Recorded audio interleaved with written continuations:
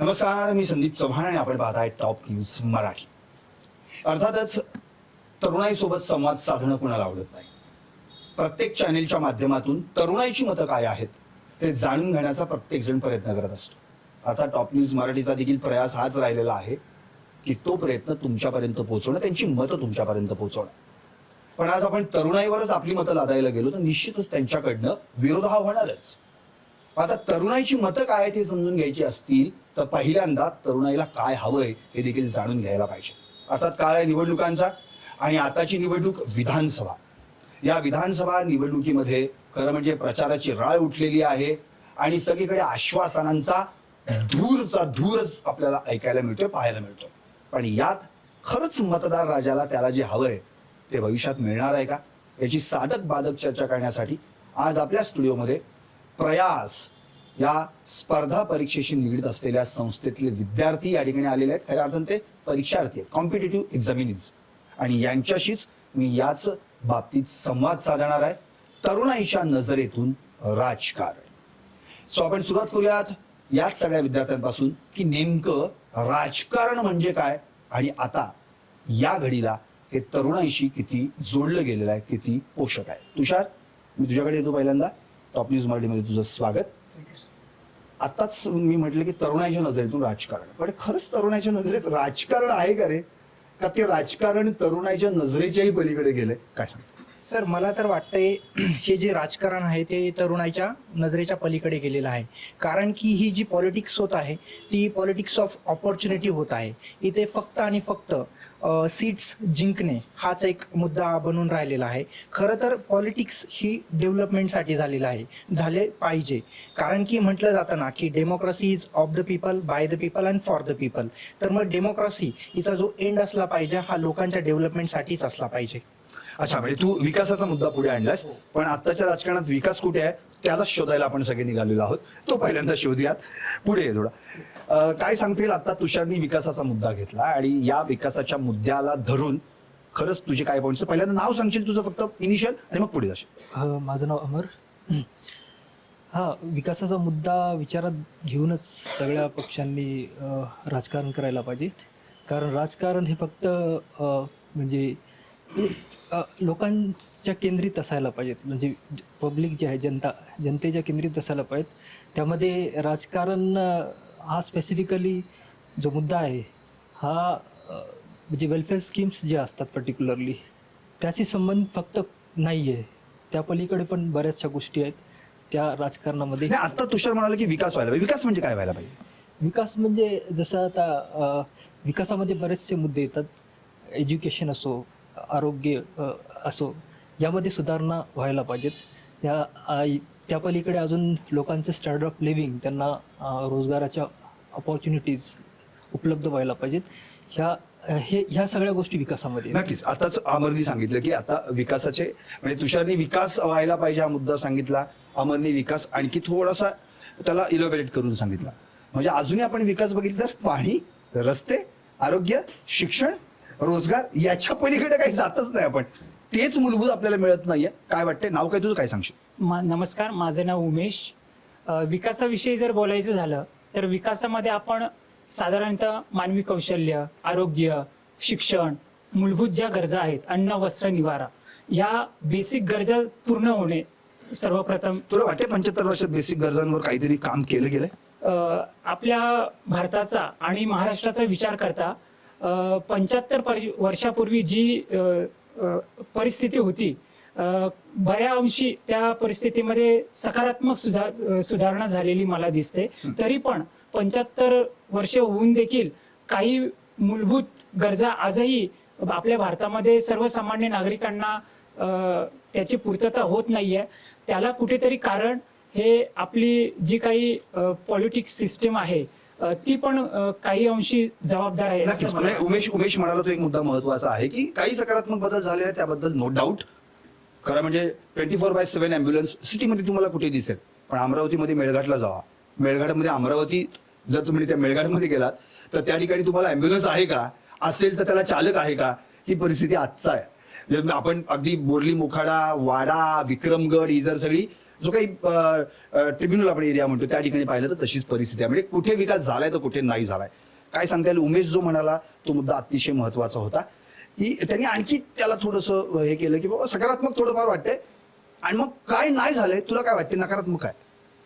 तसं पाहायला गेलं तर नाव. प्रशांत, तसं पाहायला गेलं तर ॲज अ ॲडमिनिस्ट्रेटिव्ह फ्युचर ॲडमिनिस्ट्रेटिव्हकडे बघताना माझा अप्रोच पॉझिटिव्ह आणि निगेटिव्ह दोन्ही साईडला असतो. यांनी जो पॉझिटिव्ह सांगितला त्याच्यामध्येच मला निगेटिव्ह असा आहे की ज्या पॉलिसीज आपण तयार करतो त्या लोकांपर्यंत किती पोहोचतात आणि ज्या तयार केलेल्या पॉलिसीज आहेत त्या सामान्य जनतेपर्यंत जातात का, हे खरा मुद्दा आहे.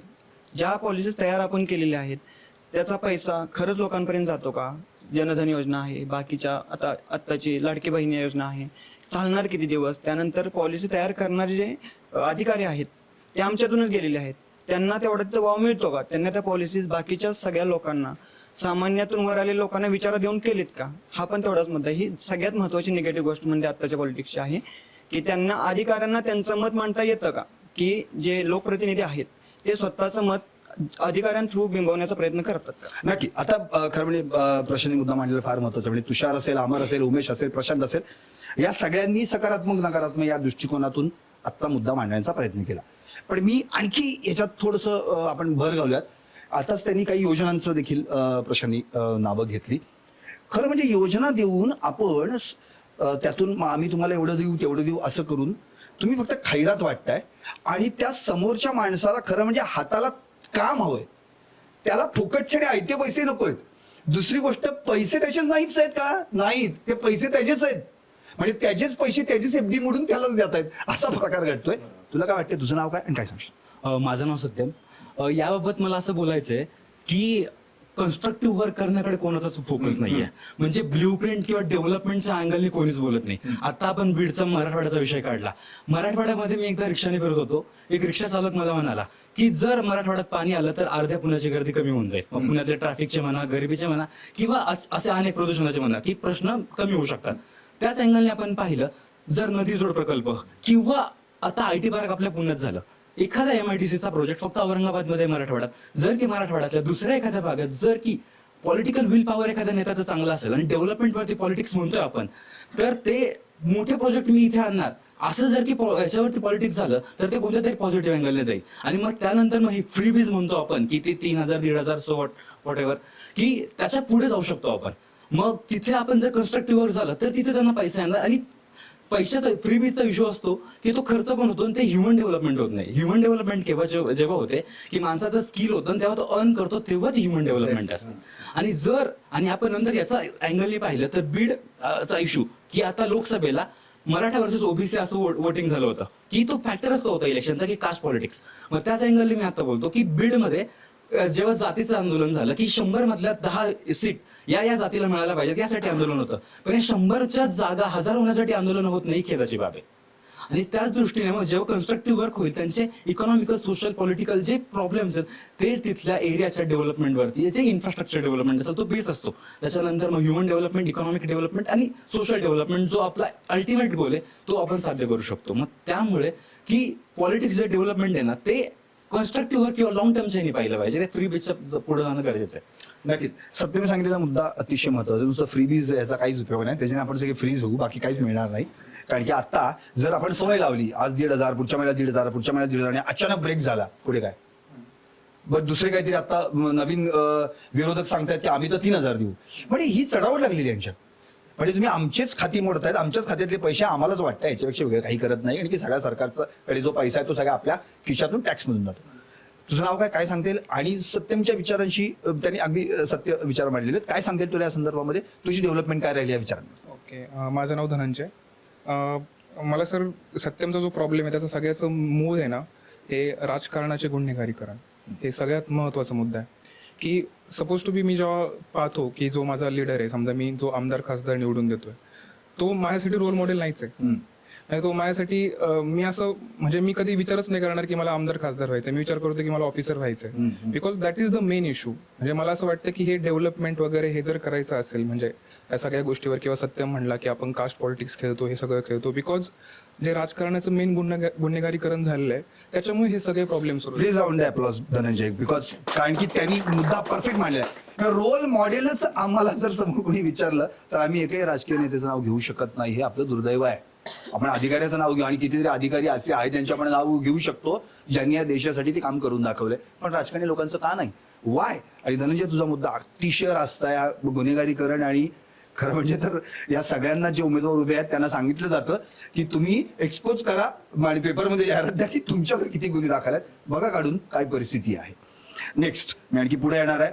धनंजय, गुड, छान मुद्दा मांडला. आणखी मला असं म्हणायचं की केवळ एवढेच मुद्दे जे आता या ठिकाणी जर आपण पाहिलं तर म्हणजे ही रांग या रो मधून आपण जेव्हा गेलो तेव्हा तुषारने पहिला मुद्दा छेडला, मग अमर आला, उमेश आला, प्रशांत आला, इकडे सत्यम आला, धनंजय आला. पण मूळ जर आपण बेसिक पाहिलं तर फक्त आणि फक्त पुरुषांनीच मुद्दे मांडावेत आणि पुरुषांनीच आमची भूमिका मांडावी असं काही नाहीये. आपल्या भारतामध्ये स्त्री पुरुष समान आहेत आणि त्याचंच प्रतिनिधित्व करणारी आज या ठिकाणी एक तरुण विद्यार्थिनी उभी आहे जी उद्या भविष्यात IAS आहे. सो पहिल्यांदा तिच्यासाठी आपण टाळ्या वाजवूयात. आणि ती स्त्रीचा सन्मान अत्यंत महत्वाचा आहे. केवळ 1,500 देऊन भागत नसतं आणि आम्ही 3,000 देणार असं म्हणून तर अजिबातच भागत नाही. काय सांगते? माझं नाव ऐश्वर्या. मी एक अँथ्रोपॉलॉजिस्ट आहे. मुळात हे सर्वांनी जे मुद्दे मांडले ते खूप महत्त्वाचे आहेत, बट माझा थोडासा फोकस वेगळा आहे. म्हणजे ज्या वेळेला आपण म्हणतो की ह्या सर्व जे कोणी निवडून येतात त्या सगळ्या नेत्यांच्याकडे पॉवर्स असतात, त्या पॉवरचा योग्य वापर होत नाही. म्हणजे अशी एक योजना आहे MP लॅड नावाची, की लोकल एरिया डेव्हलपमेंट नावाची, त्याच्यामध्ये 5 कोटी प्रत्येकाला मिळतात. बट ते 5 कोटी त्यांनी कसे वापरले हा महत्त्वाचा मुद्दा ज्याच्याकडे लोक लक्ष नाही देत. आणि त्यांच्या पण लाड केले जास्त म्हणून. एक्झॅक्टली. त्याच्या पुढे जाऊन बोलायचं झालं तर ज्यावेळेला आपण पिरियॉडिक लेबर सर्वे ज्यावेळेला आपण बघतो त्याच्यामध्ये जर 5.1% ही ओपन अनएम्प्लॉयमेंट रेट हा जर देशाचा आहे तर महाराष्ट्राचा असतो 3.6 आहे.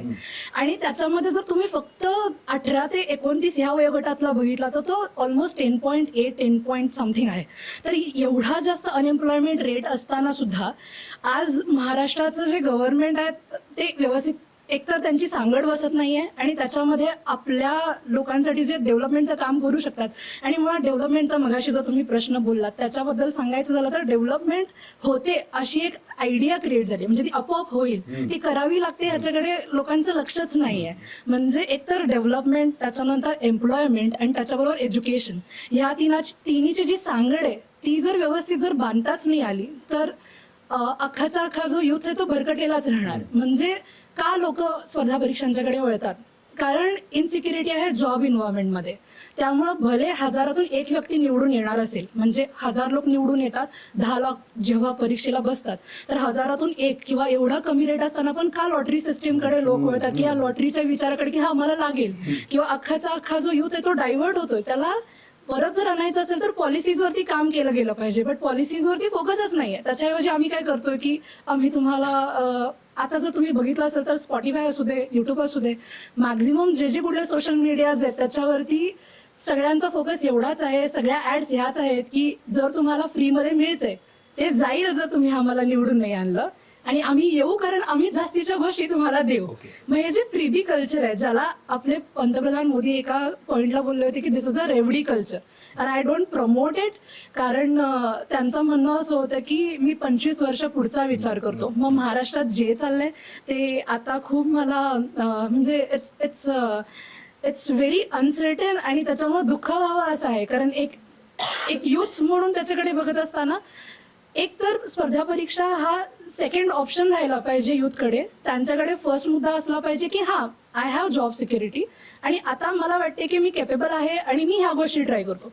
बट असं होतंय आता पुण्यामधली परिस्थिती जर बघाल तर 30शी पर्यंत लोक फक्त बाहेर कुठे जॉब नाहीत आणि आपण अभ्यासातून बाहेर आलोय त्यामुळे आता परत जायला वाट नाही म्हणून त्या चक्रात अडकलेत.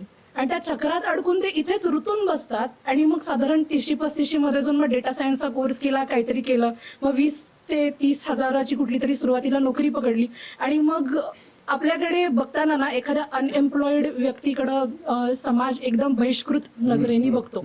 म्हणजे त्याला भले लग्न करायचं असू दे, भले त्याला आयुष्यात काहीही करायचं असेल किंवा समाजात त्यांनी कुठलं मतही मांडलं, तुला काय कळते की तुझा विचार एवढा महत्वाचाच नाही असं कन्सिडर केलं जातं. मग अशा वेळेला राजकारण हे पूर्ण विकासाच्या दृष्टीने यांनी एक म्हणतात ना की विकास पण कसा येणार, तर you have to think in the form of policies. आता पॉलिसीजचा पण विचार कसा कराल तर इंडस्ट्रीज आल्या पाहिजेत. I know climate change and everything, but industries तशा पद्धतीने पण आणता आणू शकतात आणि त्याच्यातून ही एम्प्लॉयमेंट जनरेशन गव्हर्नमेंटचा, महाराष्ट्राच्या गव्हर्नमेंटचा स्पेसिफिकली हा फोकस असला पाहिजे की आम्ही एम्प्लॉयमेंट देतो. त्यांनी मुद्देच हे मांडले पाहिजेत, फक्त पॉवर्टी कमी करू, हे करू, ते करू नाही. You give us basic plan. जसं की अमूल एक आपण म्हणतो सहकारी तत्वावरती एवढं मोठं झालं, तर अशा प्रकारे ब्रँड क्रिएशन झालं पाहिजे. म्हणजे जे आपल्याकडे पिकतंय ते विकतोय. आणि आता जसं जसं आपण पुढे जातो, जसं आपण इकॉनॉमिक अँगलनं बघतोय, तर खूप सगळा जो युथ आहे किंवा एक वर्किंग पॉप्युलेशन आहे तो परत ॲग्रिकल्चरकडे जातो, विच इज नॉट ओके. म्हणजे ॲग्रिकल्चरमध्ये असलंच पाहिजे, त्याची प्रगती झालीच पाहिजे, बट सर्व्हिस आणि मॅन्युफॅक्चर सेक्टरमध्ये तेवढ्या प्रगतीला आपला हातभार लावला पाहिजे. आणि जिथं महाराष्ट्र इतकं म्हणजे डेव्हलपमेंटला एवढा हातभार लावतो, आपली इकॉनॉमी ॲज अ स्टेट एवढी मोठी आहे, तर त्या मानाने तेवढे एम्प्लॉयमेंट अपॉर्च्युनिटी नाही आहे.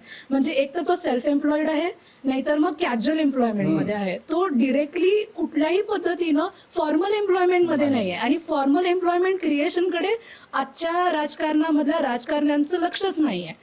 आणि जसं धनंजय म्हणाला की रोल मॉडेलच नाही आहे. कारण कुठून येत आहेत हे सगळे राजकारणी, तर एकतर नेपोटिझम तिथेच जास्त आहे, हे कुणाचं तरी नातलग आहे, भरपूर पैसा आहे म्हणून तिकीट आहे. म्हणजे नायक वगैरे फक्त बघायचे मूवीज झाले, असं कुणीही नायक आपल्याला आजच्या जगात मिळत नाही. आणि विच इज रिअली सॅड. आणि ती गोष्ट मला खूप बॉदर करते. दिस इज अ गुड लाईन. आजच्या जगात नायक बघायलाच मिळत नाही, तो फक्त पडद्यावर असतो. These leaders are carry the carrots in their pockets only. बाकी याच्या वेळे काही नाही, आपल्याकडे फेकतात आणि आपण ती खातो. गाजर दाखवणं आणि गाजरं खाणं याच्या वेळेला काही घडत नाहीये. पण आता ऐश्वर्याने मांडलेला मुद्दा तो अतिशय महत्वाचा आहे की केवळ ॲग्रिकल्चरमध्ये आपण जायला पाहिजे का, तर निश्चितच जायला पाहिजे, बिकॉज आपण शेतीप्रधान आहोत, प्रश्नच नाही. पण मॅन्युफॅक्चरिंगचं काय, तिथे सुद्धा आम्ही असलं पाहिजे. विविध सेक्टर्समध्ये आमची तरुण विद्यार्थिनी असल्या पाहिजेत. पण निश्चितच तिथे फॉर्मल एम्प्लॉईचा विचार केला तर ते कुठेच बघायला मिळत नाही. आणखी मी आता पुन्हा एकदा ह्या रोमध्ये शिरतोय, पण ऐश्वर्याने जो मुद्दा मांडला तो मुद्दा म्हणजे अगदी एकदम रास्त, आणि तिने ती लाईनच मस्त पकडली की मला धनंजयचा मुद्दा तुम्ही आणखी पुढं थोडासा एक्सटेंड केला, जसं आपण रबड आणतो. आणि तिने स्पष्टपणे म्हटलं की नायक नाहीये. तो म्हणाला एकतर रोल मॉडेल नाहीये, ती म्हणाली नायक नाहीये. तुझं नाव काय? तुला खरंच असं वाटतंय का मग नायक नाही म्हणजे सगळेच खलनायक आहेत? नाही सर, नायक नाहीये, निश्चित नाहीये. नाव माझं नाव श्रीराम. नायक नक्कीच नाहीये, पण जनतेला अपेक्षा नक्कीच कोणाकडनं तरी आहे. म्हणजे कुठल्या तरी पक्षाच्या नेत्याकडनं की त्यांना अपेक्षा असते की हे पुढे जाऊन आमच्यासाठी काहीतरी करते. म्हणजे आता सध्या घडीला जर सत्तेमध्ये असले नितीन गडकरींकडे बघून असं वाटतं की कदाचित हे आणखीन पुढे. अरे सगळेजण फक्त एकच नेत्याचं नाव घेतात, मी त्यांनीच फक्त विकास केलेला आहे आणि खरंच आहे. आणि बाकीचे नेते पण म्हणतात नितीन गडकरींनी विकास केलेला आहे. अरे मग बाकीच्यांनी काय केलंय, काय सांगते? कदाचित त्यांचं जे विजन आहे ते सगळ्यांना भावतं. म्हणजे नितीन गडकरींनी जे विजन मांडलंय त्यांनी ते सगळ्यांना भावतं. आणि ते सोप्या शब्दामध्ये अगदी म्हणजे शाळेतल्या मुलाला असो किंवा एखादा 80-90 वयस्कर व्यक्ती असतो, त्यांना सुद्धा ते कळून जातं की यांना काय करायचंय. म्हणजे हायड्रोजनच्या वर चालणारी कुठली तरी कार्य आणणार आहेत, हे आपलं स्वप्न होतच होतं भारतासाठी. तरी मग अशा गोष्टी ते आणू पाहतायत. असे नेते आहेत, परंतु आता सगळेच नाहीयेत. हे एक त्यांचं ते बरोबर आहे. नायक म्हणजे श्रीरामने मुद्दा सांगितला बरोबर की सगळेच काही खलनायक नाहीयेत. ती म्हणाली नायक नाहीये, ऐश्वर्या म्हणाली, श्रीराम म्हणाला, पण सगळेच काही खलनायक पण नाहीयेत. तुझं नाव काय आणि काय सांगता येईल की आता नायक आणि खलनायक ह्याच्यात चूज करत राहणं ह्याच्यात आपल्या पिढ्यानपिढ्या गेल्या. आता आपल्याला असा माणूस हवाय जो आपल्यासाठी काहीतरी करेल, तो आपल्यासाठी बिकम अ मॉडेल असेल, रोल मॉडेल असेल, की ज्यांनी माझ्यासाठी काय केलंय, माझ्या संपूर्ण कुटुंबासाठी केलंय, माझ्या समाजासाठी केलंय, माझ्या देशासाठी केलंय. अशी माणसं आपल्याला हवी. तशी माणसं निवडून आणायची असतील तर काय करावं लागेल? तुझं नाव काय, पहिल्यांदा काय सांगशील? नमस्कार सर, माझं नाव दर्शन. आताच यांनी जसा मुद्दा मांडला ऐश्वर्या मॅमनी, धनंजय सरांनी, की रोल मॉडेल नाही आहे. बट आपण विचारच करत नाही की तरुणाई राजकारणात का येत नाही.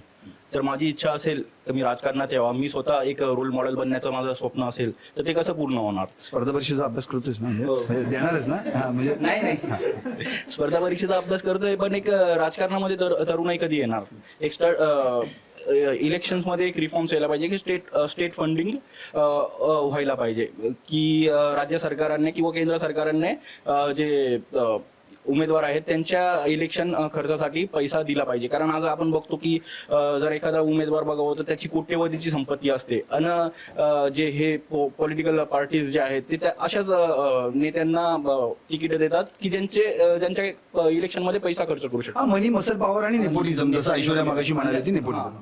आणि त्याचमुळे गुंडाराज पण आणि क्रिमिनलायझेशन पॉलिटिक्स पण होते, जसं जो धनंजय सरांनी मुद्दा मांडला. तर त्या बाबतीत थोडेफार स्टेट फंडिंग आणि इलेक्शन्सवर रिफॉर्म्स व्हायला पाहिजे, जेणेकरून राजकारणाचं आणि रोल मॉडेल्स तरुणाईतनं नवीन रोल मॉडेल्स तयार करता येईल. सध्या तरी बघता येत नाही, पण रोल मॉडेल म्हणून बघायला गेले तर आपण पास्टमध्ये जवाहरलाल नेहरूचं उदाहरण देऊ शकतो. आपण अटल बिहारी वाजपेयी, इंदिरा गांधी सारखे नेते हे घडले, हे सुद्धा राजकारणात होते, पण एक स्टेट्समन होते. आजच्या जगामध्ये, आजच्या काळात आपल्या भारतामध्ये स्पोक्समन झालेत. तसे उदाहरणं दिसत नाहीयेत, तसे रोल मॉडेल्स दिसत नाही. आता यांनी नितीन गडकरींचं नाव घेतलं, पण आज मी आता नाशिकवरनं पुण्यात प्रवास केला, पण रस्त्यांचे हाल अजून सुद्धा तसेच आहेत. लोकांच्या जीवावर उठलेत, म्हणजे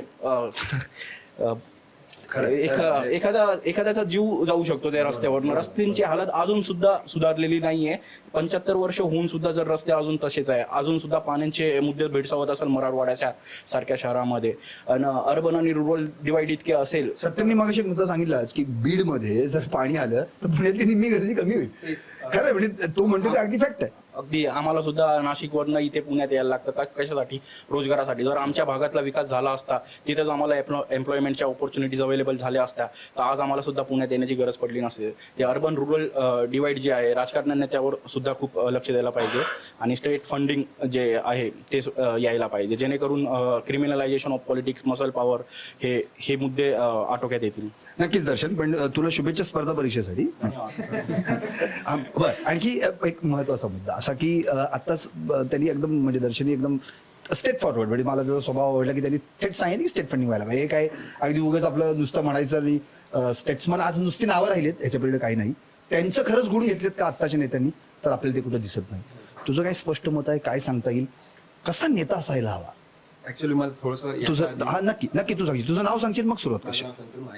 तुम्ही जो प्रश्न विचारला त्याच्या आधी मला थोडंसं एक लार्जर सिनारिओ कास्ट करायचा आहे. ऍक्च्युली आपला विषय आहे पॉलिटिक्सचा. तर पॉलिटिक्स म्हणजे काय हे इथून तुम्ही चालू केलं. तर पॉलिटिक्स म्हणजे काय? इट इज बेसिकली ना आयडिया. तो आयडिया कशाचा आहे? तो आयडिया आहे डेव्हलपमेंटचा. तो डेव्हलपमेंट कोणाची? लोकांची. ती कशी झाली पाहिजे? तर याच्यासाठी वेगळे वेगळे स्कॉलर येऊन गेले, वेगळे वेगळे आयडियाज आले. अमर्त्य सेन आले, त्यांनी कॅपॅबिलिटीचा अप्रोच दिला. असे भरपूर गेले, प्लेटो, अरिस्टॉटल, हे सगळे होऊन गेले पास्टमध्ये. The question is not about idea now. The question is about outcome, की माझा काय फायदा. आता फॉर एक्झाम्पल पॉलिटिशियननी काहीतरी केलं, एखादी स्कीम चालवायची, एखादी काहीतरी एक नवीन इनिशिएटिव्ह चालू करायचं आहे, तर माझा काय फायदा. तो आयडियावर फोकस नाही आहे की इम्पॉवरमेंट झाली पाहिजे किंवा ते माझा तो एक सेल्फ डेव्हलपमेंट आहे. तो झिरो सम गेम असं कुठेतरी तो डेव्हलप होत आहे. तर ऍक्च्युली काय हे हा आपला जो नॅरो माइंडेड अप्रोच आहे ना, याच्यामुळे कुठेतरी आपली जी प्रगती आहे ती अशी कुंठावलेली आहे. तर ऍक्च्युली मला चायनाचं उदाहरण द्यायचं आहे. तर मागच्या 3 डेकेडमध्ये म्हणजे 90s याच्यात तर त्यांची डबल डिजिट ग्रोथ होती 30 वर्षापर्यंत. तर हे म्हणजे एवढी जास्त ग्रोथ 30 वर्षापर्यंत मेंटेन करणं, ती पण डबल डिजिटमध्ये, हे काही सोपी. I am not comparing India with China, कारण त्यांचे सोशल इकॉनॉमिक स्ट्रक्चर वेगळं होतं, आपलं वेगळं होतं, आणि त्यांचं मॉडेल वेगळं होतं, आपलं मॉडेल वेगळं होतं. बट आपल्याजवळ एखादं ब्लूप्रिंट तरी आहे का? आता प्राईम मिनिस्टरनी म्हटलं की 2047 पर्यंत आपल्याला भारताला डेव्हलप करायचं. तर डेव्हलप करायचं सगळं व्यवस्थित आहे, पर कॅपिटा इन्कम वाढवायचे हे सगळं. बट कसं करायचं? 2047 पर्यंत आपल्याजवळ सेक्टोरल अप्रोच आहे का? फॉर एक्झाम्पल आपल्याजवळ फायनान्स मिनिस्टर आहे. Do the finance ministry in India has any plan how they are going to maintain monetary stability in the country for next? RBI जवळ आहे का तसं आपला? ह्या सगळ्या गोष्टी फार व्होलाटाईल असतात, चेंज होतात. But do we even have the एक लार्जर सिनारी, थोडासा मोठा प्लॅन आहे का? तर तो असं कुठेतरी दिसायला आपल्याकडे मिळत नाही. तर माझं असं म्हणणं आहे की एक लार्जर एक कॉन्सेप्ट कुठेतरी असायला पाहिजे की आपल्याला एक सेक्टर, आपलं कल्चर मिनिस्ट्री आहे. तर आता एक नरेटिव्ह चालतात, वेगळे वेगळे नरेटिव्ह, हा नरेटिव्ह पॉझिटिव्ह, निगेटिव्ह, असा तसा. बट एक तुम्ही चांगला कन्स्ट्रक्टिव्ह नरेटिव्ह चालवा, जेणेकरून प्रत्येक व्यक्ती इन्व्हॉल्व्ह होईल. असं सबका साथ सबका विकास आहे. तर याचं ऍक्च्युअली ग्राउंडवरचं इम्प्लिमेंटेशन व्हायला पाहिजे. तो that is basically an idea of politics. तिथून आपण राजकारण बेसिकली चालू करायला पाहिजे. तुमचा प्रश्न काय होता बेसिकली? एक्झॅक्टली. म्हणजे तू आणखी इलॉबरेट केलंस, मला ती खूप आवडलं. म्हणजे मुळात पॉलिटिक्स काय आहे, पॉलिटिक्स म्हणजे तू याच्यातनं एक जे काय केलंस त्यातलं मी एक छोटंसं एक गेन केलाय की मुळातच politics is the process that is decision making power by many leaders. एक दोन एकत्र येत नाहीत, सगळेजण एकत्र येतात आणि मग ते देश चालवतात, मग ते काम करतात. पण ते काम करतात ते स्वतःसाठी करतात, देशासाठी काय करतात हा तुला मुद्दा फोकस करायचा. आणि त्यांनी रोल मॉडेलचं एक एक्झाम्पल दिलं.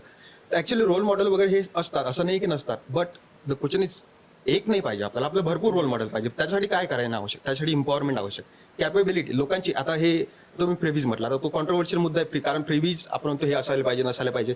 तर क्वेश्चन इज फर्स्ट त्याची डेफिनेशन तर असायला पाहिजे की फ्रीबीज काय आहे. आता आपण सुरुवातीला सांगू हे मला आवडत नाही, हे मला नाही पाहिजे, हे असायला पाहिजे. तर पहिले डेफिनेशन पहिले ठरवा तर खरी की फ्रीबी काय आहे. एक्झॅक्टली. म्हणजे शंतनू मला तुझा मुद्दा कळला आणि मला तुझा थॉट पण आवडला, पण प्रश्न लक्षात ठेवत जर आणखी इंटरव्ह्यूला प्रॉब्लेम येऊ शकतो. आणखी एक महत्वाचा मुद्दा आता जो शंतनूने एम आय राईट, हा जो शंतनूने मुद्दा मांडला तो फार महत्वाचा आहे. आणि खरंच म्हणजे त्याचा थॉट अगदी की व्हॉट इज पॉलिटिक्स इथून त्यांनी सुरुवात केली. ऐश्वर्याने पण सांगितलं की बाबा मुळात केवळ नुसतं म्हणजे माणसं आहेत आपल्याकडे, नेते खूप आहेत, पण किती आहेत म्हणजे एबल किती आहेत, किती आपल्यासाठी उपयोगाचे आहेत. तर तुला काय आणखी हा मुद्दा कसा एक्सप्रेस करता येईल, काय सांगता येईल तुला? तुझं नाव काय? माझं नाव नवनाथ. हा बोल. ॲक्च्युली जसं त्या पॉलिटिक्सपासून सुरुवात झाली होती. पॉलिटिक्स खरं तर जसे काही विचारवंतांच्या विचारातून बघायला गेलं तर पॉलिटिक्स ही खरंच खूप चांगली गोष्ट आहे, ज्याला की आता आपण जर पॉलिटिक्स म्हणलं तर त्याच्या अगोदर फक्त डर्टी हा शब्द लागतो. सध्याच्या आधुनिक काळामध्ये पॉलिटिक्स कोणा जर म्हाताऱ्या माणसाला विचारलं की हा राजकारणात जायचा विचार करतोय, काही नाही राजकारणामध्ये, काही नसतं, सगळं बेजबाबदारपणा आणि सगळी घाण आहे हा शब्द येतो. काय येतो तर त्यांच्या अनुभवातून येतो. आणि डेव्हलपमेंट आणि पॉलिटिक्स या दोन गोष्टीच्या बाबतीमध्ये जर पाहायला गेलं तर मी म्हणेन की म्हणजे माझं मत असं आहे की सध्याची डेव्हलपमेंट आणि पॉलिटिक्स यांचं नातं म्हणजे नारळाच्या झाडाची सावली मिळवणं असं झालंय. जसं की कधी काळी ॲडम स्मिथनं म्हटलं होतं की एक अदृश्य हात असतो बाजारपेठेमध्ये जो की सगळी बाजारपेठ कंट्रोल करतो. सध्याचं पॉलिटिक्स पाहायला गेलं तर एक अदृश्य पॉलिटिक्स झालंय की जे आपोआपच चालतंय, आपोआपच बंद पडतंय आणि आपोआप सर्व गोष्टी क्रियाकलाप करतोय. डेव्हलपमेंटच्या बाबतीमध्ये एक मुद्दा मला प्रकर्षानं मांडावा वाटतो जो की एज्युकेशनच्या बाबतीमध्ये आहे. बेसिकली मी एक इंजिनियर आहे आणि माझ्या अनुभवातून मी सांगतो, जेवढे इंजिनिअरिंग कॉलेजेस आहेत as compare to South India, महाराष्ट्रामध्ये जे प्रॅक्टिकल नॉलेज ओरिएंटेशन पाहिजे ते कुठंच दिसत नाही. ज्या लॅब्स पाहिजेत इंजिनियरसाठी त्या लॅब्सची अवेलेबिलिटी नाही. कुठल्या तरी एका इन्स्टिट्यूटमध्ये कुठेतरी एक लॅब अवेलेबल असते, दुसऱ्या कॉलेजचे स्टुडंट येऊन तिथे प्रॅक्टिकल करतात. मी इस्रो, DRDO अशा ज्या संस्था आहेत याच्यामध्ये इनटेक होण्याचं किंवा त्या ठिकाणी जॉबला लागण्याचं प्रमाण बघितलं तर महाराष्ट्रातल्या लोकांचं खूप कमी आहे, मुलांचं इंजिनियर्सचं. आता इंजिनियर म्हणजे एक प्रकारे ज्या कधी काही काय करतोय, BA करतोय आणि DED करतोय, जसं की त्याला कचरा समजलं जायचं एक प्रकारे, तसं इंजिनियर म्हणजे आता एक. तुझं नाव काय म्हणालास? Navnath. Navnath, that is called invisible engineering. जसं तू इनव्हिजिबल पॉलिटिक्स म्हणाला होता, अशी ही आत्ताची परिस्थिती आहे. अगदी त्यांनी म्हणजे खरंच आपल्याच भारतातला एक भाग साऊथ इंडिया जिथे खरंच अगदी स्ट्रक्चरली काम केलं जातं, पण इतर ठिकाणी आपण पाहिलं तर इंजिनियर म्हणजे अगदी म्हणजे आता जसं तो म्हणाला, मला शब्दही वापरायला नको वाटतो तो, पण मुळातच नवनाथनी मांडलेला मुद्दा असो किंवा शंतनूंनी जो इलॅबोरेट केला आणि एक आपण म्हणतो ना या सगळ्यांमध्ये तुम्ही दोघीही, जसं ऐश्वर्याने मुद्दा मांडला आणि तू देखील या माध्यमातून तर स्वतःला तुझ्या फिलिंग्स एक्सप्रेस करशील, काय सांगता येईल तुला की ह्या सगळ्यांची जी काही थॉट्स प्रोसेस आहे ती आता मी अगदी तुझ्यापर्यंत आणणार आहे, मग त्याच्याकडे जाणार आहे. याचा एक सार काय तुला सांगते, काय तुझं काय मत आहे? तुझं नाव पहिलं सांग. माझं नाव गायत्री. मला असं वाटतं की आताचं पॉलिटिक्स हे जास्त करून एंड प्रोडक्ट देण्याच्या मागावर आहे. म्हणजे जर तुम्ही एखाद्या हंग्री माणसाला जेवण देत राहिला तर तो कंटिन्युअस हंग्री होत राहणार आहे. तुम्ही त्याला ते साधन द्यायला पाहिजे ज्यातून ती हंगर तो मिटवू शकेल. म्हणजे फॉर एक्झाम्पल आता तुम्ही जर बघितलं ना तर एक मिडल क्लास ट्रॅप तयार झालाय. वरचे लोक आहेत ते एकदम त्यांच्या लाईफमध्ये सेटल आहेत, जे बिलो पॉवर्टी लाईन आहेत किंवा काय ते फ्रीबीज म्हणा किंवा सबसिडीज म्हणा. पण जो मिडल क्लास आहे, म्हणजे आता माझे बरेच असे फ्रेंड्स आहेत जे आता रिक्रूट झालेत, आता कंपनीमध्ये गेलेत, तर त्यांच्यासाठी एखादा फ्लॅट घेणं किंवा स्वतःसाठी काहीतरी करणं, स्वतःच्या पॅरेंट्ससाठी काहीतरी करणं, it has become lot difficult. आणि जर आपण दुसऱ्या बाजूला बघितलं की स्पर्धा परीक्षा करणाऱ्या विद्यार्थ्यांबद्दल, तर त्या लोकांमध्ये खूप नॉलेज आहे, खूप अर्ज आहे सगळं करण्याची, पण तुम्ही जर त्यांच्या कॉम्पिटिशनचा स्पॅनच 2-2 वर्षाचा ठेवत असाल तर त्यांना तो स्किल गॅप पडतोय आणि तो स्किल गॅप भरायला त्यांना खूप अवघड जाते. तर माझं असं म्हणणं आहे की तुम्ही टूल्स द्या, ज्या टूल्सनी ते त्यांना हवं तसं पुढे मॉडेल तयार करू शकतील. तुम्ही जर त्यांना पैसे देत राहिला तर काही नाही होणार, फक्त इन्फ्लेशन वाढेल. They provide spoons not tools अशी परिस्थिती आहे. कारण गायत्रीचा मुद्दा मला अगदी रास्त वाटला आणि तिने अगदी परफेक्ट आणि अगदी मोजक्या शब्दात वाजला. आणि आता मला इतकंच म्हणायचं की ज्या या सगळ्यांनी प्रोसेस मांडली, गायत्रीने जो आता मुद्दा पुढे आणखी एक्सटेंड केला की टूल्स द्या आम्हाला, नुसते तुम्ही पैशाची हाव दाखवून अरे पुढे मिळणार आहेत आणि नंतर अचानक जर तुम्ही बंद केले तर मग आम्ही काय, आमच्या हाताला काम हवं आणि त्या कामातून आम्हाला पैसे हवेत जे आम्ही कमावलेले असतील. याच मुद्द्यावर जर मी पुढे आलो तर काय करणार आहे, मी याच्यानंतर एक ब्रेक घेणार आहे. पण ब्रेक घेण्यापूर्वी मी या तुझ्या प्रश्नाकडे येणार शेवट करणार. नाव काय? अभिलाष मी आहे. ऍक्च्युली ह्या सगळ्यांनी जो मुद्दा मांडला, तुम्ही पॉलिटिक्स पासून चालू केला आणि ह्यांचा जो मुद्दा आहे टूल्स पाहिजे, बट या सगळ्यांसाठी आपण जो डिस्कशन करत आहोत हे सगळं होतंय का पॉलिटिशियन्सनी आपल्याला काय द्यायला पाहिजे, आपण त्यांच्याकडनं मागणी करतोय. हे न्यूज चॅनलवरती खूप योग्य वाटतं, बट ज्यावेळेस आपल्याकडे मत मागायला येतात आपण काहीच विचारत नाही त्यांना. अर्ध्या लोकांना आपल्याला मॅनिफेस्टो काय माहित नसतं, आपल्याला माहित नाही त्यांच्या योजना काय, जसं आपण म्हटलं ब्लू प्रिंट सुद्धा नाही आपल्याकडे, असेल तर आपल्याला माहित नाहीये. सो या सगळ्या गोष्टींमध्ये एक जो पार्ट आहे जो सगळ्यात इम्पॉर्टंट असतो तो असतो फायनान्स. ज्यावेळेस आपण बघितलं डेव्हलपमेंटसाठी बघायला गेलो तर फायनान्स नसतो, बट वेलफेअर स्कीमसाठी ज्यावेळेस फ्रीबीज वाला वेलफेअर स्कीम आहे त्यावेळेस भरभरून पैसा येतो. तुझी काय अभिलाषा? अभिलाष हो माझी जी अभिलाषा आहे तो हा आहे का आपण सरकार जे चालते पॉलिटिक्स जो आहे हा 2 गोष्टींवर चालतो, दॅट इज अकाउंटेबिलिटी आणि रिस्पॉन्सिबिलिटी. सो आपण जर त्यांना प्रश्न विचारले पण व्यवस्थित विचारले तर उपयोग आहे. ह्यासाठी आम जनतेचा तर मुद्दा आहेच, ॲज अ स्टुडंट आम्ही रिस्पॉन्सिबल आहोत, ॲज अ मीडिया तुम्ही रिस्पॉन्सिबल आहात, पण आपण त्यांना तो प्रश्नच विचारला नाही तर मग ते हे आपल्याला उल्लू बनवतात आणि त्याच्यात ते खूप चालक आहेत. ते आपल्याला वारंवार हे जे फ्रीबीज देत आहेत, घाबरवत आहेत, आपण त्यांच्या ट्रॅपमध्ये फसतोय. मग ते आपल्याला कधीच टूल्स नाही देणार, ते नेहमीच कॅरेट्स देणार आहेत. सो आपल्याला हे टूल्स जर पाहिजे असतील तर आपल्याला एकत्र येऊन आवाज उठवायला लागेल, प्रश्न विचारायला लागतील. ज्यावेळेस असं होतंय आपण ज्यावेळेस वोट करतोय सरकार कोणाची हे माहितच नाही आपल्याला, आल्यानंतर पण सरकार आपण ज्याला वोट दिलाय त्याची सरकार राहणार आहे का ह्याची गॅरंटी नाही राहिली आहे. जसं आता सध्या महाराष्ट्राचं सिच्युएशन आहे, सरकार कोणाची हे सांगणं खूप अवघड झालंय. आपण वोट कोणाला दिलं होतं, सरकार कोणाची उद्या कोणाची, सरकार सोड अभिलाष कोण कुठल्या पक्षात आहे हे पण सांगणं अवघड झालंय. पक्ष म्हटलं थोडंसं पर्सनल आहे म्हणून मी सरकार म्हटलं का तर पक्षांनीच म्हणून सरकार बनवायचं ना बाबा. एक्झॅक्टली. सो तोच मुद्दा आहे, आपण ह्यांना कधी प्रश्नच केला नाही. ह्यांच्यात आपसी भांडणं चालले तर नुकसान आपलं होतंय. शांतून सारखं तुला नाही ना राजकारणात जायचं? मी आता सध्या इथं खूप सेटल आहे.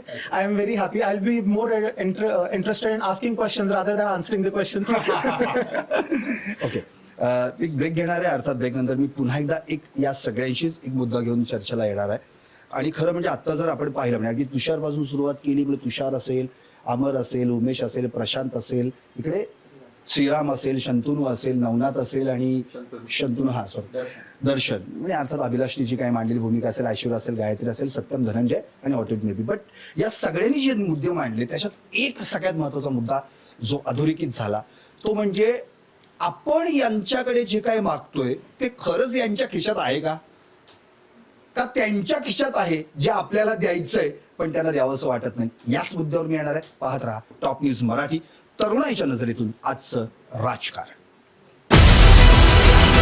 288 जागा, हजारो उमेदवार.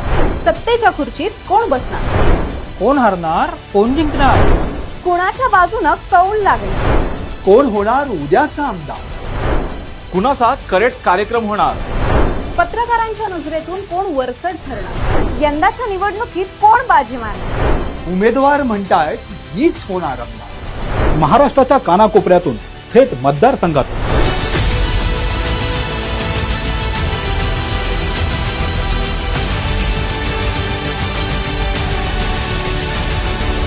टॉप न्यूज मराठीची संपूर्ण टीम विधानसभेसाठी सज्ज. पहा कोण होणार आमदार.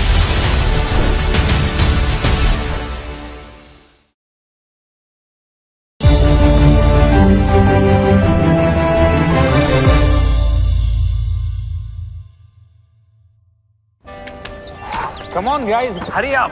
अरे सुन ना, एक ब्रेक ले लेते हैं. Guys, I am telling you, तुम लोगों को सही से ट्रैकिंग नहीं आता, but that's okay, you can learn. रोज का ढक्कन देना. ये रेड वाला है, सही वाला देना. अबे ढक्कन, पहले तो सही पानी पीना.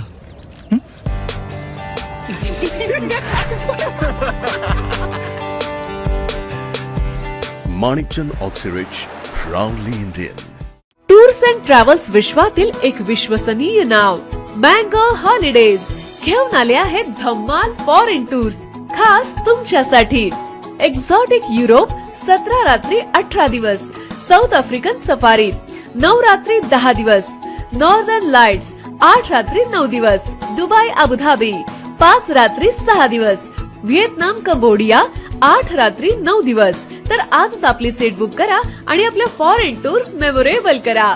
मँगो हॉलिडेज म्हणजेच अविस्मरणीय सहलीचा अनुभव. मँगो हॉलिडेज, चौथा मजला, स्वोजस कॅपिटल अतिथी रेस्टॉरंटच्या वर, लॉ कॉलेज रस्ता, पुणे 4. संपर्क पुणे 83 839 505 किंवा 80 80 81 74 54. मुंबई 83 839 503 किंवा 96 53 18 74 78. ब्रेक नंतर आपलं पुन्हा एकदा स्वागत आणि आपण पाहतोय तरुणाईच्या नजरेतून राजकारण. मागासपासून या सगळ्या स्पर्धा परीक्षेच्या विद्यार्थ्यांनी अतिशय उत्तमरित्या मतं मांडली. राजकारणी लोकांकडून नेमकं जनतेला काय हवंय.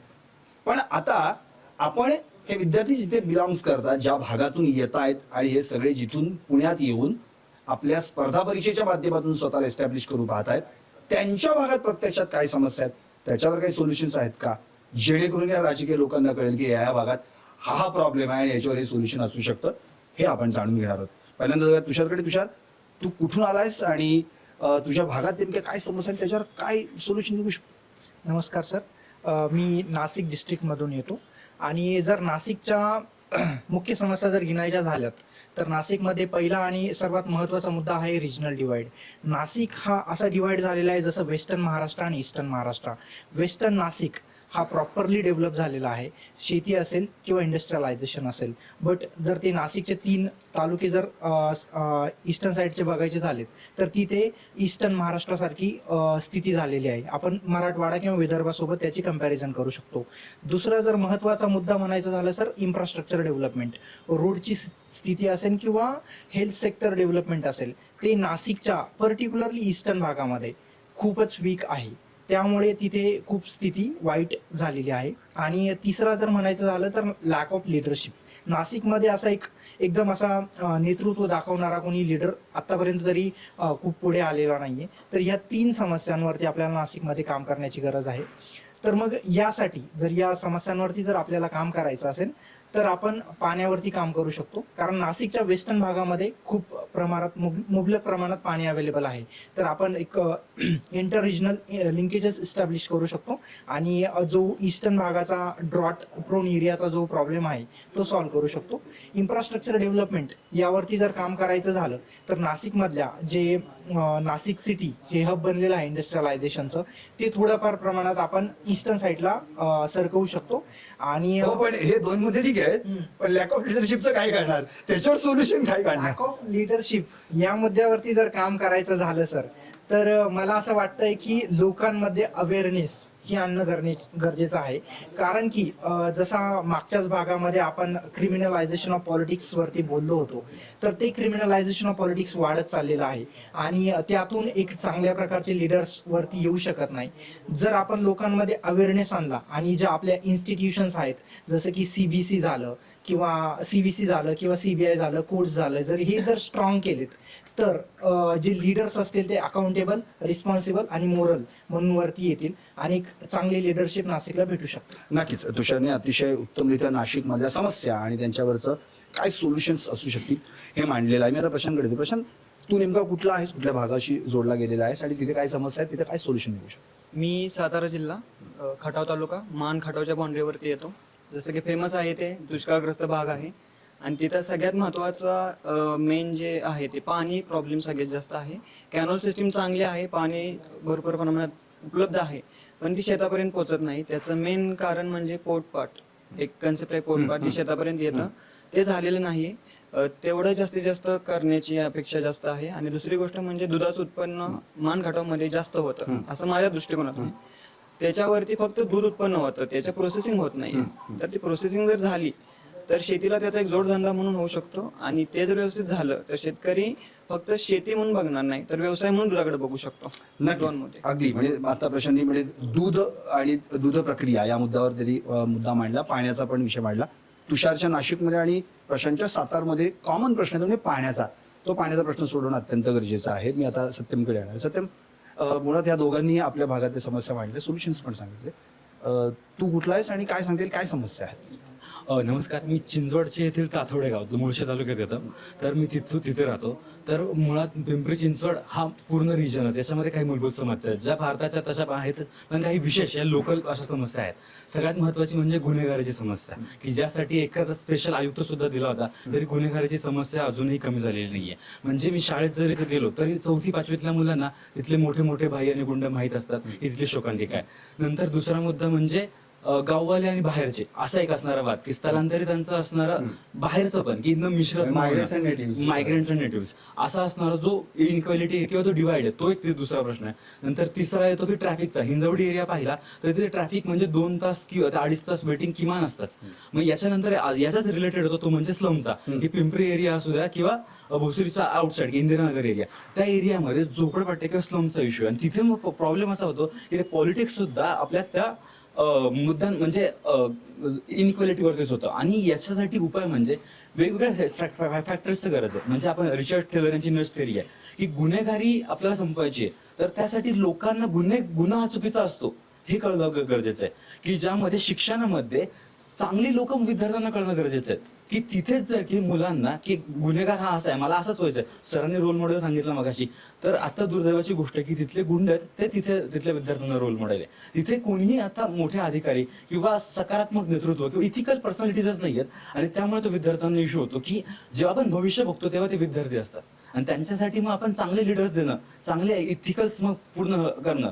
मग पण त्याच्याबाबत त्याचा दुसरा मुद्दा झाला की इन्फ्रास्ट्रक्चरच्या दृष्टीने चांगलं आहे पिंपरी चिंचवड, पण त्याला जोड मग मी सांगेल की एक काय सांगता समावेशक विकास, की एक भाग होतोय म्हणजे तुम्ही हिंजवडी गेला, मानमारुंजी गेला, त्याच्यानंतर सगळा एक पट्टाच येतो की जिथे डेव्हलपमेंट काहीच नाहीये. मग तो एक पूर्ण गॅप पडलेला दिसतो. मग तो गॅप आहे तो डेंजरस असतो. मग मुळशी पॅटर्नमध्ये आपण जी स्टोरी पाहिली की ते सगळे कामगार राहतात, पुण्यात राहतात, नंतर ते गुंडगिरीकडे जातात.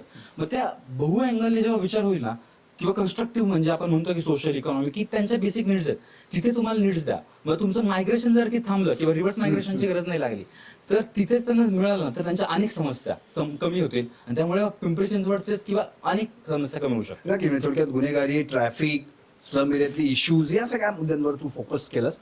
आता मी धनंजयकडे जाणार आहे. धनंजय, काय वडील चिंचवडच्या आता सत्तेने सांगितलेल्या समस्या होत्या आणि तू कुठल्या भागाशी रिलेट करतो, तिथे काय परिस्थिती आहे आणि तिथे सोल्युशन्स काय असू शकतात? मी नगर जिल्ह्यातला नेवास तालुका आहे. शनी शिंगणापूरपासून 5 किलोमीटर माझं गाव आहे, घोडेगाव नावाचं. तर मेन मुद्दा आहे ना, म्हणजे मला असं वाटतं की आपलं पण थोडंफार चुकतं की आपण लोकल लेवलचे मुद्दे बघतच नाही व्यवस्थित. म्हणजे आता माझा समजा घोडेगावचा विषय घेतला तर घोडेगाव बाजारी गाव आहे, पण मी लहानपणापासून बघतोय, मी 10वीपासून बाहेर शिक्षण घेतोय, पण मी आज गेलो तर तो बाजार आहे तसंच आहे, त्यात काही डेव्हलपमेंटच नाही झाली. दुसरी गोष्ट की शनी शिंगणापूर सारखं दर्शनाचं स्थळ आहे, पण त्याच्यामध्ये पण अगेन की म्हणजे बाहेरच्या गाड्या आल्या तर ते अडवणं, म्हणजे तेच गुन्हेगारी वगैरे हे कॉमन फॅक्टर्स आहेत. पण मी असं पण नाही म्हणणार की आताचे राजकारणी याच्यावर काम करत नाहीयेत. म्हणजे मी तो एक तुम्हाला व्ह्यू देईल की आताचे जे आमदार तिथे लाड झालेत पण कमी लाड झाले. हा, कमी लाड झाले. लोकल एरिया डेव्हलपमेंटचा ऐश्वर्याने मुद्दा मांडला. येस, म्हणजे सपोज टू बी एखादं डेव्हलपमेंट जरी कुणी करायचं म्हटलं तर कसं होतं ना की प्रत्येकाला आहे ना, समजा एक आमदार आहे तर अपोजिशनवाल्याला वाटतं की तो पुढचीच मी झालं पाहिजे. म्हणजे मग एखादी कुणी चांगली गोष्ट केली, समजा आमच्याकडे जो आता सध्याचे आमदार आहेत ते मंत्री होते, तर त्यांनी MIDC मध्ये थोडं काम करायचा प्रयत्न केला, तर अपोजिशनवाल्यांनी त्याच्यात मग चुका काढायची सुरुवात केली. म्हणजे प्रॉब्लेम माझा मुद्दा हा आहे की म्हणजे एखादी गोष्ट घडत असेल तर लोकल लेवलला तर तिथेच त्याच्यावर राजकारण चालतं, and that is the main problem. म्हणजे आणि पहिली गोष्ट म्हणजे की आपण त्याच्यावरच डिवाइड झालोय. सो आपण मग त्याचा विचार न करता आपण फक्त राजकारणाकडेच येतो. सो मला असं वाटतं की मेन मुद्दा जो म्हणजे माझ्या पर्टिक्युलर तालुक्याचा असेल तर तो मेन मुद्दा हाच आहे की जे राजकारणामध्ये जे सगळं गुंतलंय, म्हणजे आता पण एक तिसरी आघाडी उभं राहिली आमच्याकडे, म्हणजे भाजपाकडनं तिकीट मिळालं नाही तर ते स्वतः प्रहारकडनं उभे राहिले. म्हणजे थोडक्यात काय की ते परत राजकारणच येतं. म्हणजे that is the main issue in my. नक्कीच. म्हणजे धनंजयने मुद्दा मांडलेला अगदी रास्त आहे. आता आपण तुझ्या डॅडात, तू नाव काय म्हणालास? उमेश. आता जो धनंजयने मुद्दा मांडला तो अगदी म्हणजे लोकल एरियाच्या डेव्हलपमेंटच्या माध्यमातून, आणि मग कोणी जर विकास करायला सुरुवात केली तर त्या विकासाला पुन्हा खीळ बसते, तिथे विरोधकांकडून राजकारण सुरू होतं.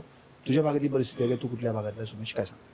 नमस्कार, माझं नाव उमेश, मी भिवंडी तालुका. मी अशा भागातून येतो जिथे आदिवासी बहुल. मगाशी आपण तो विचार केला. एक्झॅक्टली. माझ्या भागातील आदिवासींची जर स्थानिक समस्या बघायचं झालं तर एक 4-5 मोठ्या मोठ्या समस्या आहेत, जे की सर्वप्रथम येतं लिटरसी रेट. आपल्या भारताचा सरासरी 72% लिटरसी रेट आहे, पण आदिवासी यांचा 59% आहे. आरोग्याची समस्या बघायची झाली तर 50%पेक्षा जास्त महिला या ॲनेमिक असतात.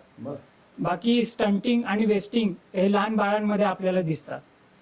देन नंतर अजून समस्या आहे की शाळा ज्या आहेत त्या एका पहिलीच्या मुलाला जवळजवळ 4 ते 5 किलोमीटर पायी चालत जाऊन शाळेला जावं लागतं.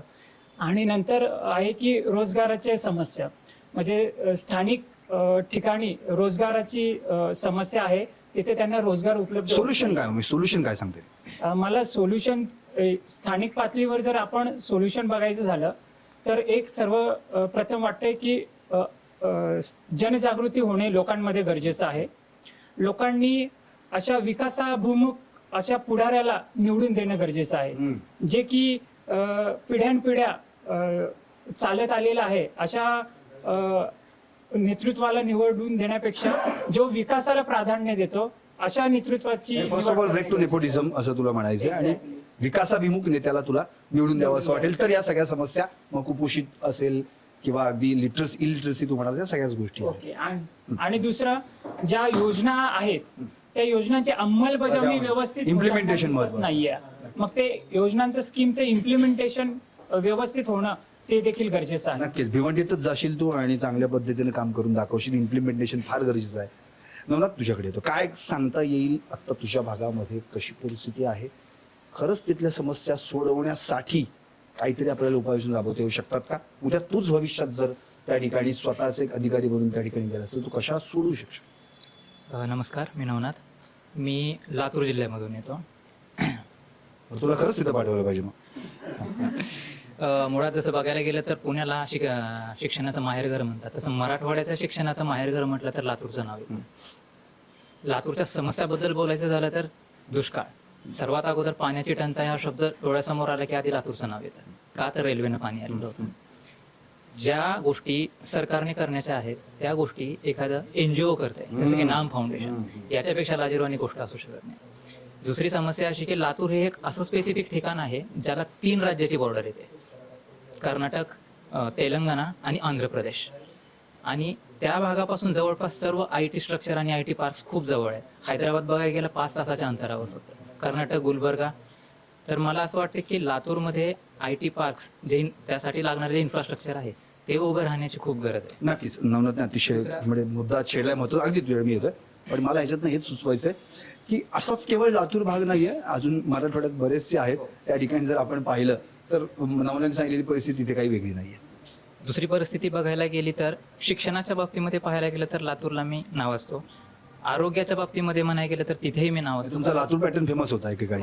शिक्षणाच्या बाबतीतला लातूर पॅटर्न.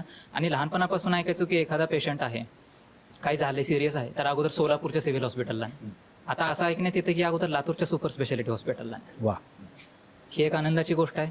दुसरं मी एक सोल्युशन असं देईन, लातूरमध्ये जाती आधारित राजकारणाचं प्रमाण मला दिसतं. आणि तेही ते म्हणतात ना की वडिलांच्या डोक्यावरची टोपी मुलाच्या डोक्यावर आली म्हणजे तो वडील होऊ शकत नाही. अशा पद्धतीची परिस्थिती लातूरमध्ये दिसते. काही पर्टिक्युलर घरांनी काय सूचक सुचवायचं ते लक्षात आलंय सगळ्यांच्या. तर ते नेपोटिझम सोडून बाकीच्या दुसऱ्या जे काही कर्तृत्वशील नेते आहेत अशांना लोकांनी अवेअर होऊन निवड. नक्की तुझे पॉईंट ऑफ व्ह्यू अतिशय सुंदर आणि चांगल्या पद्धतीने तू मांडलंस.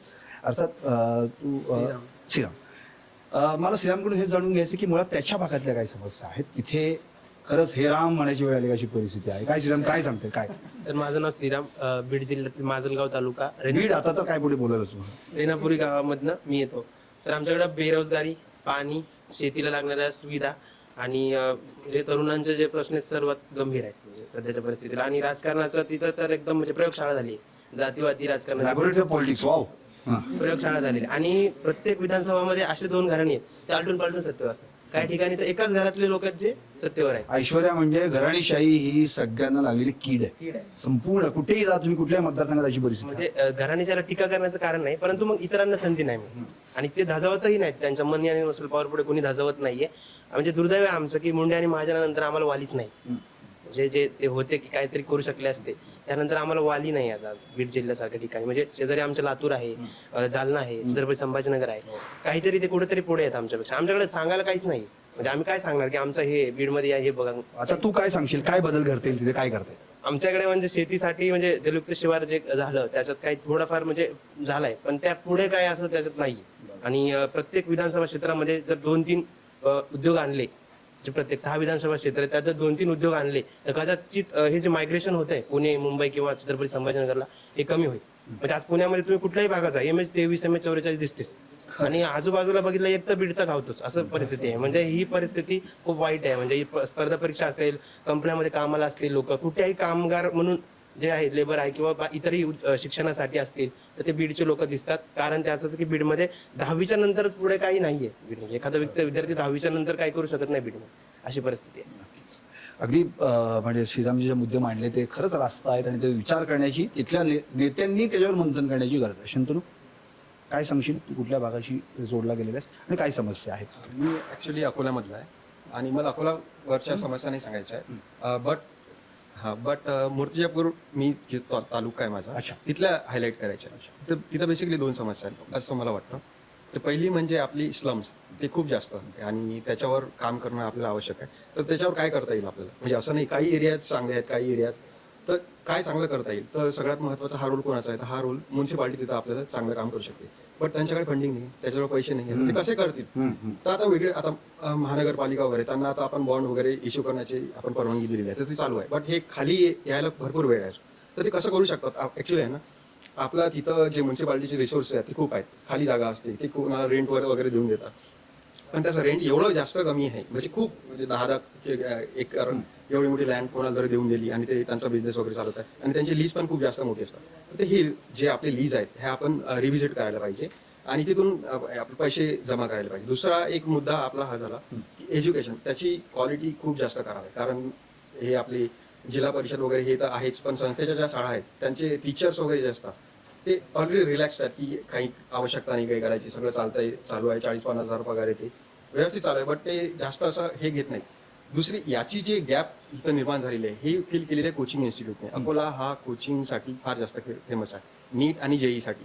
तर तिथं जवळपास कोणत्याही कोचिंगमध्ये आपण गेलो तर तिथं जवळपास 1 ते 1.5 लाख रुपये एवढी फी आहे, 1.5-2 लाख रुपये फी आहे आणि त्यांचं आउटपुट पण एवढं नसते. तर एवढी जास्त फी एका जिल्ह्याच्या ठिकाणी एखादा टीचर घेत आहे म्हणजे हे खूप जास्त, एवढी UPSC वाल्यांची पण नाही आहे फी, एवढी ते हे करतात. तर तिथं आपल्याला रिफॉर्म करणे आवश्यक आहे. आता हे कसे होतील, तर हे ऍक्च्युली याच्यासाठी एक टॉप डाऊन अप्रोच आपल्याला आवश्यक आहे. त्यांची जे रिलॅक्स ॲटिट्यूड आहे तो कमी व्हायला पाहिजे. एक परफॉर्मन्स बेस्ड आपल्याला मॉडेल तयार करणं आवश्यक आहे. आणि सर्वात महत्त्वाचं हे तुम्ही, म्हणजे मीडिया काय करताय, तुम्ही कसे मुद्दे तुमचे हायलाईट करताय, हा पण एक महत्त्वाचा मुद्दा आहे जो मला असं वाटतं. नक्कीच, अगदी बरोबर. आणि top news is a media missile in future. So नक्कीच त्या माध्यमातून आम्ही प्रयत्न करू आणि we will attack on injustice and operation. This is I am assured you. Okay. So मला असं म्हणायचं आहे दर्शन की आता त्यांनी खरं म्हणजे तो मला मुद्दा फारच आवडला की एज्युकेशन, म्हणजे तिथे जर इतके फी आणि इतके पैसे द्यावे लागत असतील तर कसं ते मुलांना शिकवणार पुढे, आणि त्या मुलांची पुढची कशी काय ग्रोथ होणार, काय सांगता येईल तुला? खरंच तुझी परिस्थिती तुझ्या एरियात पण अशी आहे? तू कुठून येतोस? मी पण तुषारसारखाच नाशिकमधनं येतो.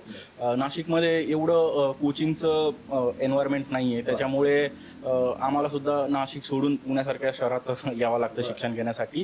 तर जसं तुषारने आमच्या भागातल्या समस्यांबद्दलचं वर्णन केलं ते एकदम ॲप्टली वर्णन केलेलं की वेस्टर्न आणि ईस्टर्नचं जे डिवाईड आहे, दुष्काळ झालेला आहे किंवा शेतकऱ्यांच्या काही समस्या असतील आणि हेल्थकेअर जे समस्या आहेत त्या त्याने ॲप्टली आणि त्याचं वर्णन खूप अधोरेखित केलेलं, बरोबर अधोरेखित केलेलं. त्याला ॲड ऑन करून मला असं वाटतं की नाशिकमध्ये जे आहे ते गुन्हेगारी ही खूप जास्त प्रमाणात आहे. चेन स्नॅचिंगचे प्रकार असतील किंवा दिवसाढवळ्या मर्डर सारख्या ह्या गोष्टी घडत आहे. तर त्यासाठी एक प्रशासन आणि नेते हे कुठेतरी लॅक करत आहेत त्या बाबतीत.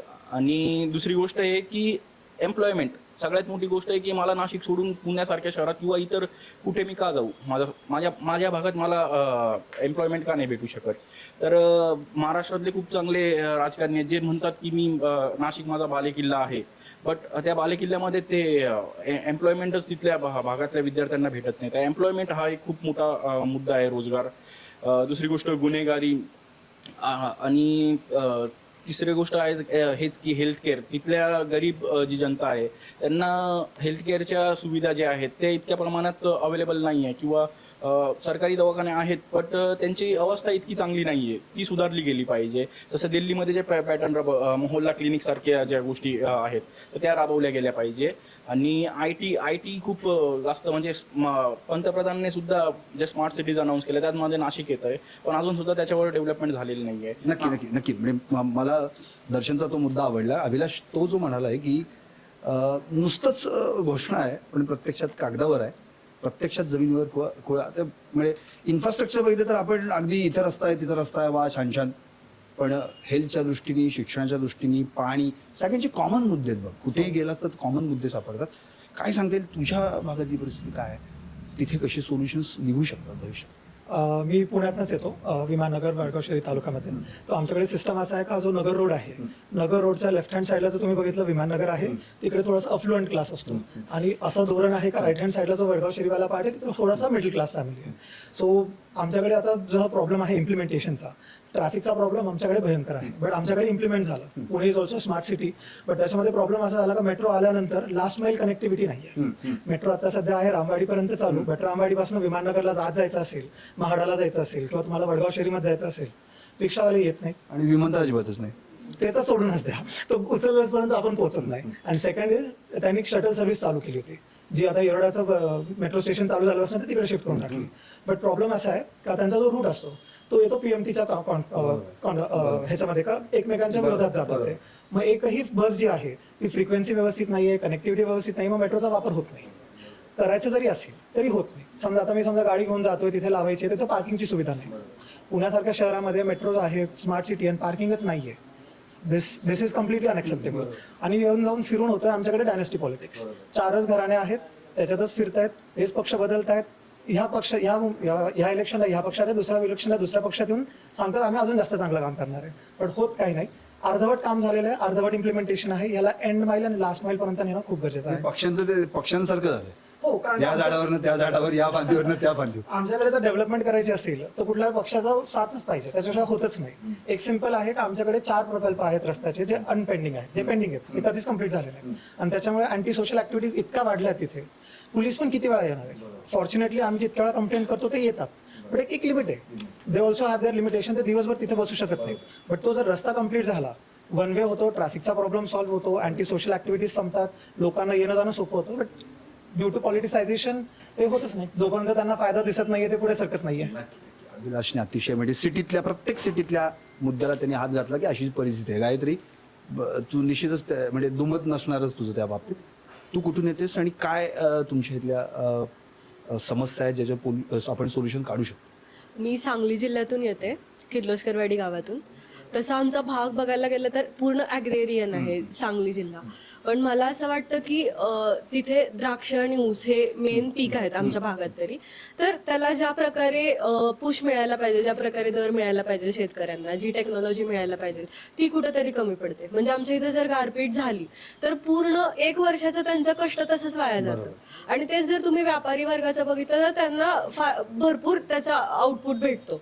तर मला असं वाटतं की आमच्या इथे शेततळ्याचा प्रकल्प राबवला जातो, तसे वॉटर हार्वेस्टिंगचे छोटे छोटे प्रकल्प किंवा एकत्रित येऊन काहीतरी कॉर्पोरेट फार्मिंग, ह्याला जास्त पुश दिला गेला पाहिजे.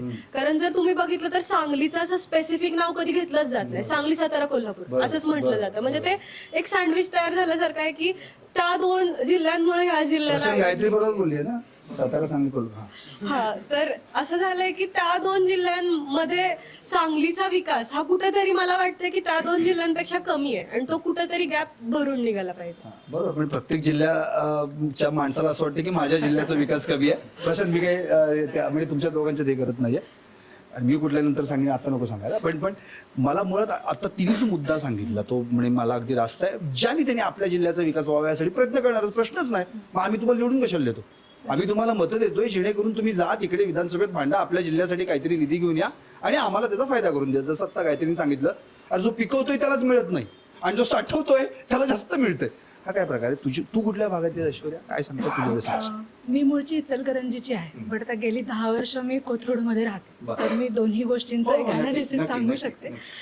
इचलकरंजीमध्ये एक तर त्याला मँचेस्टर ऑफ इंडिया म्हटलं जातं, प्लस तिथे शिक्षणाच्या बाबतीमध्ये DKTनं खूप दत्ताजीराव कदम टेक्निकल एज्युकेशनने खूप प्रगती केली आहे. खरं मूळ मुद्दे पर्यावरणाशी रिलेटेड जे की कधी सॉल्व्ह नाही झाले, जसं की आमची पंचगंगा इतकी दूषित आहे की तिला म्हणजे कोणतीच नदी मागे नाही टाकू शकणार प्रदूषणाच्या काय पंच टाकलायस तू? आणि त्याच्याबद्दल कुणीच काही केलं नाही इतक्या वर्षात. आणि दर उन्हाळ्यामध्ये येऊन जो पाण्याचा प्रॉब्लेम होतो आणि सगळ्यांना फक्त ग्राउंड वॉटरवरती डिपेंड राहावं लागतं आणि ज्यांच्याकडे बोर नसतात त्यांच्याकडे 8-8 दिवस पाणी नाही येत, हा सगळ्यात मोठा मुद्दा आहे. त्याच्या व्यतिरिक्त एक ते टेक्स्टाईल रिलेटेड असल्यामुळं तिथं टेक्स्टाईल पार्क्स नवे येत राहतात, बट त्यातले काही लोक घपले करतात आणि ते नंतर बंद पडतात आणि ह्याच्यामध्ये लोकांचे पैसे अडकतात आणि त्याच्याविषयी हे राजकारणी डोकं घालून काही करायचा प्रयत्न करत नाही. तर हे झाले म्हणजे बाकीच्या मुद्द्यांमधले हे मला जे ठळक वाटतात ते. आता कोथरूडमध्ये बोलायचं झालं तर कम्पॅरेटिव्हली बघायला गेलं तर एकदम सिटीच्या बरोबर सेंटरमध्ये आपण येतो, तरी सुद्धा मग तिथेही पर्यावरणाचा कुणाला जर मी म्हटलं की कोथरूडमध्ये पर्यावरणाचा प्रॉब्लेम आहे तर चेष्टा वाटेल. बट आपल्याकडे तुम्ही जर कचरा डेपोच्या आसपास गेला जरी असाल तर तुम्हाला लक्षात येईल की तिथे तुम्ही एअर ब्रिदेबल पण नाही आहे. दुसरा महत्त्वाचा मुद्दा म्हणजे तिथे मेट्रोचं स्टेशन आलं, बट त्याच्या शेजारी जो मातोबा हिल आहे त्याच्यावरती 2 वर्षामागे साधारण 3-4 एकरमधली झाडं कट केली आणि त्यावेळेला आय गेस मी ट्विट पण केलं होतं की हे कट करण्यामागचं किंवा ही वृक्षतोड करण्यामागचं कारण काय. तर त्यावेळेला त्यांनी माझ्या ट्विटला रिप्लाय दिला होता की हे विषारी प्रजात होती, त्याला आम्हाला नष्ट करायचं होतं, बट असं नसतं. बट त्यांनी सांगितलं की त्या ठिकाणी मग आले सोमे गोमे नेते आणि त्यांनी मग फोटो काढले की आम्ही वृक्षारोपण केलं, बट इथे वृक्षारोपण झालंच नाही. त्याच्यानंतर तिथेच आहेत साधारण 60 ते 70 वर्षामधले जे म्हणजे एक एजेड जो पॉप्युलेशन आहे तो तिथे येतो रोज आणि ते रोज स्वतःहून स्वतःच्या ज्येष्ठ नागरिक, खर्चातून त्या सर्व ज्येष्ठ नागरिकांनी तिथे वृक्षारोपणाची जी मोहीम आहे ती चालवली आहे. तेच कधी कधी तिथे लोकांच्याकडून काय म्हणतात मदत घेतात, आर्थिक सुद्धा मदत घेतात आणि तेच करतात. म्हणजे 2 वर्षामध्ये तिथे जी काही झाडं लागली, आम्ही तिथे फिरायला जातो ती त्यांनी लावलेली आहेत, नाहीतर आमच्यासारख्या नागरिकांनी लावलेली आहेत. म्हणजे आता ह्यावेळेला दिवाळी पहाटमध्ये एवढे सगळे कार्यक्रम बॅनर लावून ठेवण्याऐवजी ह्यातल्या एकानेही जाऊन जर वृक्षारोपणाची मोहीम थोडी जरी चालवली असती तर कोथरूडमध्ये पहाट उगवली असते. एक्झॅक्टली पहाट उगवली असती. So that is something which actually bothers me. आणि कोथरूडचं बघाल तर कोथरूडचा मूळ एरिया आणि तिथं असलेला सुतारदरा ह्याच्यामध्ये तुम्हाला ॲक्च्युअलमध्ये 2 टोकं समाजाची एकाच ठिकाणी बघायला मिळतात. म्हणजे कोथरूड एकदम प्रगत आहे, पण एकदा तुम्ही जाऊन थोडंसं पुढे सुतारदऱ्यात चक्कर मारून या म्हणजे तुम्हाला कळेल की चक्कर येऊन पडाल. हा चक्कर येऊन पडाल. बट मग त्यासाठी काहीतरी केलं गेलं पाहिजे, त्या लोकांचीही प्रगती झाली पाहिजे. फक्त तुम्ही मेट्रोच्या आजूबाजूला मोठ्या मोठ्या बिल्डिंग बांधून त्यांचे रेट वाढवून नाही चालणार. तो असं एक सगळ्यांची एक इक्वल लेवलला प्रगती होणं माझ्यासाठी मला वाटतं की माझ्या दृष्टीने महत्वाचं वाटतं. नक्कीच. मगाशी तुषारनी पण आणि शंतूनी पण जो विषय मांडला म्हणजे नाशिकचा जो विषय होता ईस्टर्न वेस्टर्न, तसंच इथे आपल्याला ते पाहायला मिळतं. एकंदरीत मी आता सगळ्यांशी चर्चा केली, सगळ्यांनी आपापले मुद्दे मांडले, आपल्या भागातल्या समस्या मांडल्या, त्याच्यावर सोल्युशन पण सांगण्याचा प्रयत्न केला आणि मला खूप म्हणजे अगदी म्हणजे इतका आनंद वाटला की सगळ्या आता प्रेक्षक याच्यावर तर इतके चांगल्या पद्धतीने रिॲक्ट होतील. याचं कारण असं की तुम्ही प्रत्येक भागाचं नेतृत्व करता, त्या भागातून येता आणि त्या भागातला मुद्दा प्रखर मांडून त्याचे सोल्युशन्स देखील सांगता. आम्ही आमच्या नेत्यांपुढे जाऊन काय करतो? हेच तर करतो की जेव्हा आम्ही तुम्हाला मत टाकतो ना तेव्हा 5 वर्ष आम्ही तुम्हाला समस्या सांगितलेल्या असतात आणि तुम्हाला त्या सोडवायच्या असतात. जे आजचे तरुण उद्याचे आमच्या भारताचे भविष्य घडवणारे अधिकारी होणार आहेत त्यांना जर यावर काय समस्या हे सांगता येतंय तर तुमच्या हातात वर्षानुवर्षी सत्ता आहे. तुम्हाला समस्या सांगून सुद्धा ते जर सोडवता येत नसेल तर हे आमचं दुर्दैव आहे की why we are choose you. आणि हाच प्रश्न घेऊन मी निश्चितच पुढे याच विद्यार्थ्यांशी संवाद साधणार आहे. मला खात्री आहे त्यावेळी ते नक्कीच तुमच्या डोळ्यांमध्ये अंजन घालतील. खरं म्हणजे मी देवरे सरांचं खरं म्हणजे खूप खूप आभार मानतो ज्यांनी प्रयासच्या माध्यमातून हे सगळे विद्यार्थी आमच्या टॉप न्यूज मराठीच्या स्टुडिओमध्ये आणले, त्यांना बोलतं केलं आणि त्यांनी प्रत्यक्षात स्वतः गिअर टाकून पुढे येऊन की बघा आमच्या भागातली परिस्थिती काय आहे हे सांगितलं. खरं तर या भागातला जो मूळचा मुद्दा म्हणजे मला सगळ्यात आवडलेला मुद्दा म्हणजे आजचे विद्यार्थी जागरूक आहेत बरं का राजकारण्यांनो, हे लक्षात ठेवा. आजचे विद्यार्थी तुमच्यासाठी सहजासहजी तुम्हाला सहज वापरून घेता येतील अशी नाही, पिढी बदलली आहे. आम्ही पाहतोय तुम्ही काय करताय, नाहीतर कदाचित भविष्यात तुम्ही पाहाल आम्ही काय करणार आहोत. पण तुम्ही पाहत राहा टॉप न्यूज मराठी, आपला महाराष्ट्र आपली बात.